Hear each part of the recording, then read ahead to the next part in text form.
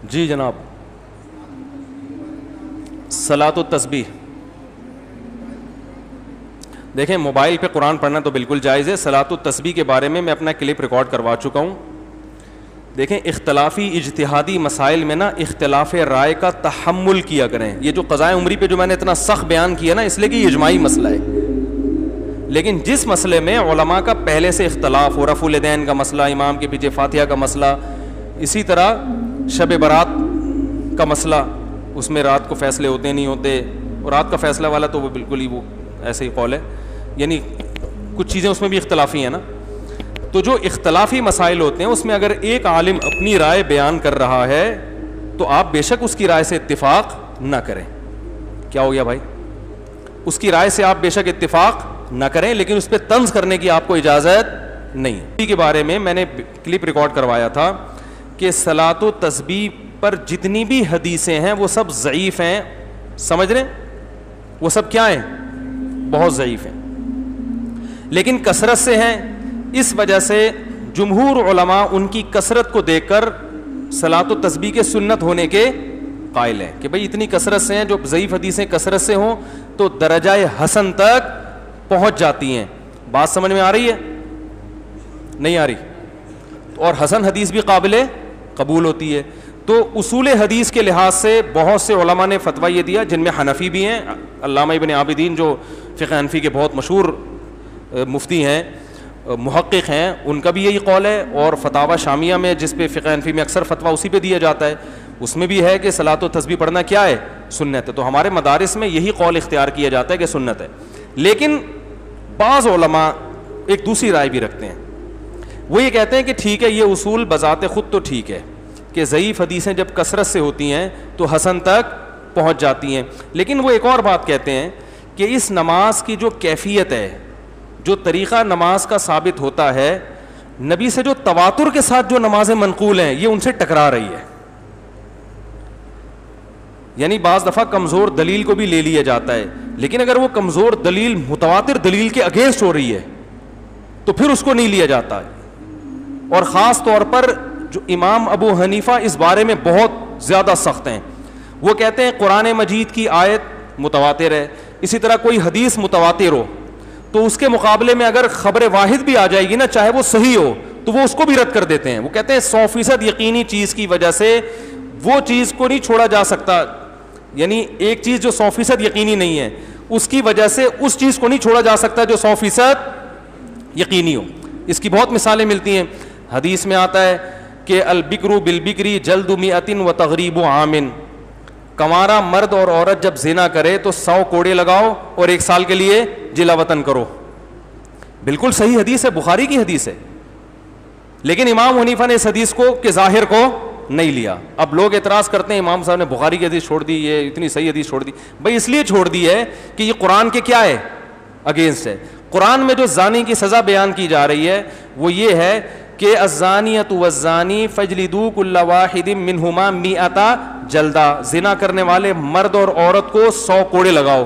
اس میں اللہ تعالیٰ نے مزید کوئی سزا بیان, بولو نا بھائی, نہیں کی. اگرچہ یہ بخاری کی حدیث ہے لیکن قرآن کے مقابلے میں مضبوط نہیں ہے. اس کی یوں سمجھ لیں کہ قرآن کی کوئی ایک آیت کا انکار کر دیتا ہے فوراً کافر, بخاری کی کسی حدیث کا انکار کر دے گا کافر نہیں ہوگا. گمراہ ہم ضرور کہیں گے, کافر نہیں ہوگا.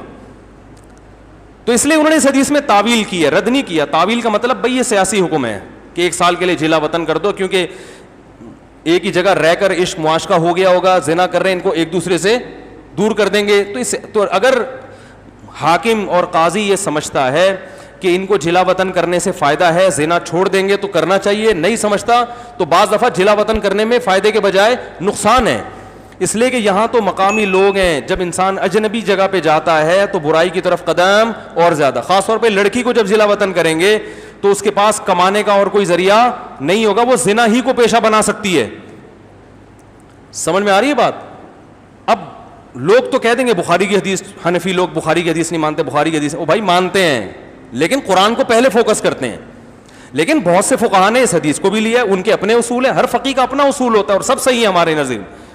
لیکن امام حنیفہ کا اصول اس بارے میں بہت سخت ہے کہ جو متواتر احادیث سے اور قرآن سے جو چیز ثابت ہوگی تو اگر کوئی چیز اس کے اگینسٹ ہوگی تو اسی جیسی پاورفل ہونی چاہیے, ورنہ اصول یہ ہے کہ وہ اس کو رد کر دیتے ہیں. تو صلاۃ و تسبیح والی جو نماز ہے اس سے بعض دفعہ ایسی چیزیں ہوتی ہیں جس سے عام نمازوں میں سجدہ سہو واجب ہو جاتا ہے. مثلا نبی صلی اللہ علیہ وسلم سے تواتر کے ساتھ جو نماز منقول ہے اس میں کیا ہے کہ تلاوت اور رکوع میں وقفہ, بولتے کیوں نہیں ہونا چاہیے. صلاۃ و تسبیح میں ہر رکعت میں وقفہ ہوتا ہے. تو یعنی ایک ایسا عمل جس سے عام نمازوں میں سجدہ سہو واجب ہو رہا ہے, اتنا ناپسندیدہ عمل ہے, اور وہی اس مکروہ عمل کا ارتکاب آپ کس میں کر رہے ہیں؟ صلاۃ و تسبیح میں. تو چونکہ مکروہ عمل کا ارتکاب کر رہے ہیں تو اس کے لیے وہ کہتے ہیں, یعنی اصول کہتے ہیں کہ دلیل اسی جیسی پاورفل ہونی چاہیے.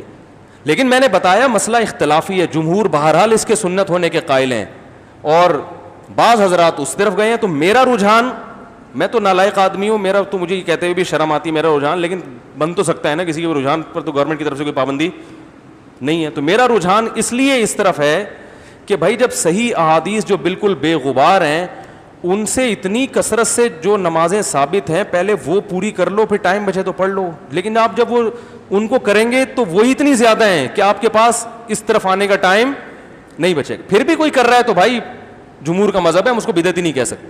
علامہ ناصر الدین البانی رحمہ اللہ تعالی, انہوں نے صلاۃ و تسبیح کو سنت کہا ہے, اور دلیل میں صرف عبداللہ ابن مبارک کی تقلید کی ہے انہوں نے, کیونکہ عبداللہ ابن مبارک صلاۃ و تسبیح کے قائل تھے, بہت بڑے محدث تھے. تو علامہ البانی نے کہا ہے کہ انہوں نے, یعنی ان کا یہ رائے ہے کہ عبداللہ ابن مبارک جیسا محدث جب ایک نماز کو افضل قرار دے رہے ہیں تو وہ غلطی پہ, ان کی بات کا میں حاصل بیان کو, تقلیدی ہے نا یہ. تو ہم یہ کہتے ہیں کہ چاروں امام ابو حنیفہ, مالک, شافعی, احمد بن حنبل, یہ نماز جتنی اس کی فضیلت بیان کی جا رہی ہے نا, کہ اتنی فضیلت زندگی میں ایک دفعہ پڑھو نہیں تو. اچھا بعض علماء نے یہ بھی اعتراض کیا ہے کہ یہ کلام مزاج نبوت کے, ان کی رائے میں یہ منافی ہے, کیونکہ نبی صلی اللہ علیہ وسلم کے اس طرح کے الفاظ آتے ہیں اس میں کہ پوری زندگی میں ایک دفعہ پڑھو, روزانہ پڑھو, روزانہ نہیں پڑھ سکتے تو ہفتے میں ایک دفعہ, ہفتے میں ایک دفعہ نہیں تو مہینے میں ایک دفعہ, مہینے میں ایک دفعہ نہیں تو سال میں ایک دفعہ, سال میں ایک دفعہ نہیں تو. تو بعض حضرات کا یہ بھی رائے ہے کہ یہ جو کلام ہے نا یہ بھی مزاج نبوت سے میچ نہیں کرتا, یعنی آپ صلی اللہ علیہ وسلم کی حدیثیں اس طرح کی ہوتی نہیں ہیں, یہ بعض حضرات کا یہ خیال ہے. تو اور دوسرا ائمہ اربعہ سے اس بارے میں کچھ بھی منقول نہیں ہے. اتنی امپورٹنٹ اور اہم نماز نہ امام ابو حنیفہ سے کچھ منقول ہے, تو یہ اتنے بڑے بڑے علامے جو اپنے وقت کے بڑے بڑے امام تھے ان سے یہ حدیث مخفی کیسے رہ گئی؟ سمجھ میں آ رہی ہے بات؟ اور امام احمد بن حنبل جیسے جو امام بخاری کے استاذ ہیں انہوں نے بھی صلاۃ و تسبیح کو کی روایات پہ رد کیا ہے. تو اتنے بڑے بڑے ائمہ جو بڑے بڑے محقق ہیں ان سے یہ حدیثیں مخفی کیسے رہ گئیں؟ تو بہرحال دونوں طرف ہیں. میں پھر بھی بتا رہا ہوں کہ میں اپنی رائے پر مصر نہیں ہوں.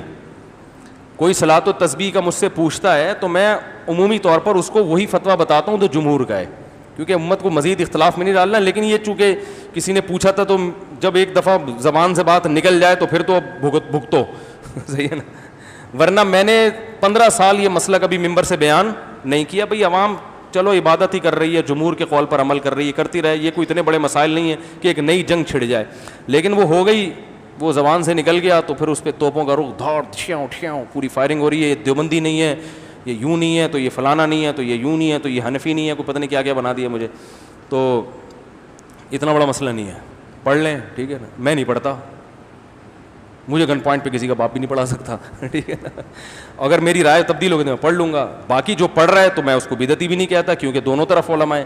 مجھے کیوں نہیں پڑھا سکتا؟ اس لیے کہ میرا اپنا مزاج ہے کہ یار جب وہ دوسری روایت اتنی کثرت سے ہے. تو ہمارے حضرت مفتی رشید احمد صاحب رحمہ اللہ بھی بہت, مفتی تقی عثمانی صاحب کے استاذ تھے. اچھا مجھے لوگ یہ بھی کہتے ہیں اس کا اپنا تفرد ہے, میرا تفرد نہیں ہے بھائی, میں کون ہوتا ہوں؟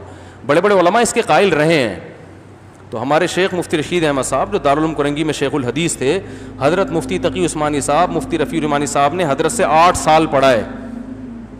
وہ خود بہت بڑے عالم تھے, ان کی بھی یہی رائے تھی کہ وہ بھی صلاۃ و تسبیح کے قائل بولو بھائی نہیں تھے.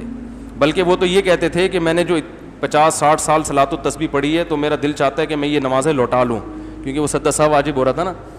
ان کی رائے تھی, لیکن وہ بھی اس پہ اصرار نہیں کرتے تھے, بلکہ وہ اسی طرح مسئلہ بتاتے تھے کہ بھائی دونوں طرف علماء ہیں, اپنی رائے میں وہ مضبوط تھے. بتاتے ایسے تھے بھائی وہ بھی رائے ہے اور یہ بھی رائے ہے, تو جو جس رائے پر عمل کرے. تو اگر آپ کو ان علماء کی رائے صحیح لگتی ہے تو بے شک ان کی رائے پر عمل کریں. صلاۃ التسبیح پڑھنے والے کو بدعتی نہیں کہا جائے گا, سمجھ رہے. لیکن میرا بھی اتنا لمبا ریکارڈ کرانے کا مقصد یہ تھا کہ آپ جس رائے پر بھی عمل کریں, اللہ کا واسطہ رائے کے اختلاف کی برداشت کی قوت پیدا کریں اپنے اندر. یہ نہیں کہ آپ کی رائے کے خلاف اگر کوئی جا رہا ہے تو توپ سے اس کو اڑا دیں, آپ کسی کام کا چھوڑیں ہی نہیں, آپ اس کے بیان مت سنو, یہ تو الگ ہی نیا فرقہ لے کے آ رہا ہے. کوئی نیا فرقہ نہیں ہے, یہ اختلاف چلتے رہتے ہیں ہمیشہ سے. ابن تیمیہ رحمہ اللہ بھی قائل نہیں تھے, وہ ٹھیک ہے وہ بہت ساری چیزوں کے قائل نہیں تھے جو بالکل, بعض چیزیں تو ایسی جو اجماع سے بھی ہٹ کر ہیں, لیکن بہرحال وہ ایک بڑے عالم تھے وہ بھی. تو اس لیے چلتا ہے مارکیٹ میں. کیا ہے ہمارا مسئلہ, خدا کی قسم یہ نہیں ہے کہ کسی سے دلیل میں غلطی ہو جائے. ہمارا مسئلہ یہ ہے کہ ہماری قوم میں رائے کے اختلاف کو برداشت کرنے کی طاقت. ہمارا مسئلہ رفع الیدین کا نہیں ہے. صحابہ میں رفع الیدین والے بھی تھے, رفع الیدین نہ کرنے والے بھی, لیکن پھڈے بازی بولو بھائی نہیں تھی.